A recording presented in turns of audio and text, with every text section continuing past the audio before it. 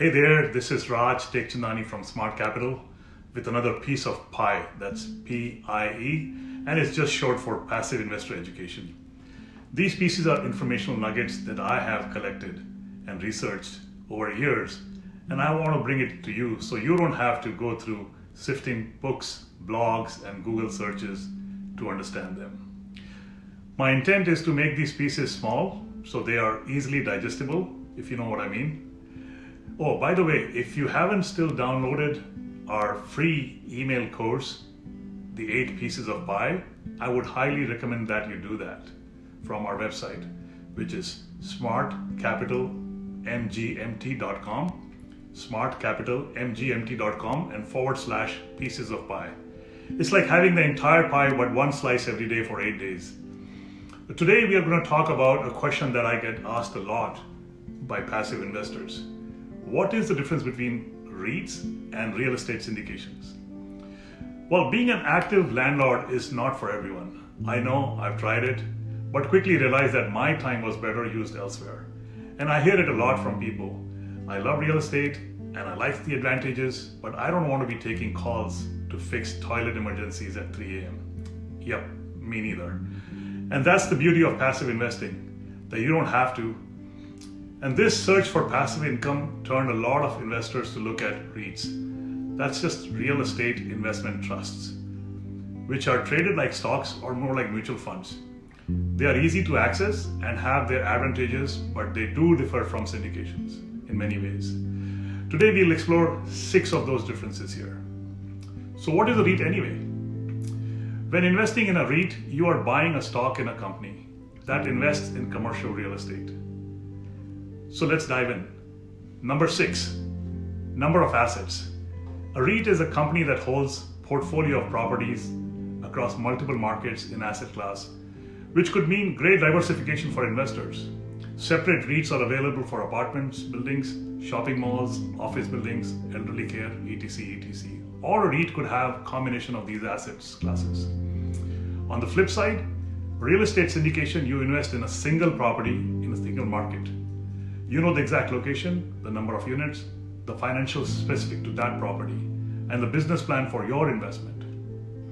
Number 5, ownership. When investing in a REIT, you purchase shares in the company that owns the real estate assets.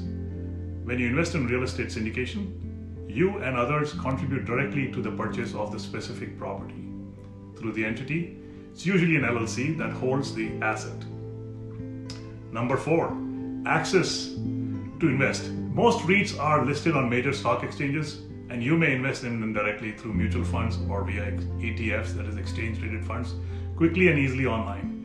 Real estate syndications, on the other hand, are often under SEC regulations and do not allow public advertising, which makes them difficult to find without knowing the sponsor or other passive investors. An additional existing hurdle is that many syndicators are only open to accredited investors. We'll talk about that in a different piece of the pie. Number 3, investment minimums. When you invest in a REIT, you are purchasing shares on the public exchange, some of which can be just a few bucks. Thus, the monetary barrier to entry is low. Alternatively, in syndications, you have higher minimum investments, often $50,000 or more. Number 2, liquidity. At any time, you can buy or sell shares of a REIT and your money is liquid. In real estate syndications, however, accompanied by a business plan that often defines holding of asset for a certain amount of time, maybe 5 years or more, during which your money is locked in. And number 1, tax benefits. So a little disclaimer here that I'm not a tax advisor or an attorney. You should always consult those professionals with any specific questions that you have on your particular situation.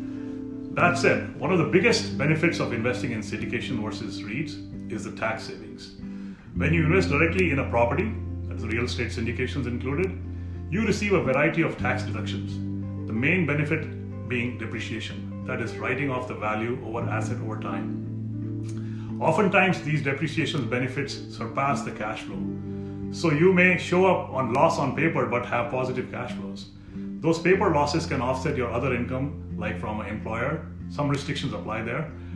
You should check with your tax advisor again on your particular case. When you invest in a REIT, because you're investing in a company and not directly in the real estate, you do get depreciation benefits, but those are factored in prior to the dividend distributions. There are no tax breaks on top of that, and you can't use that depreciation to offset any of your other income. Unfortunately, dividends are taxed at ordinary income, which can contribute to a bigger rather than a smaller tax bill. So where does all that lead us to? The question that where should you invest in? Well, it depends. I know, you don't like that answer, neither do I. So let me explain a little more.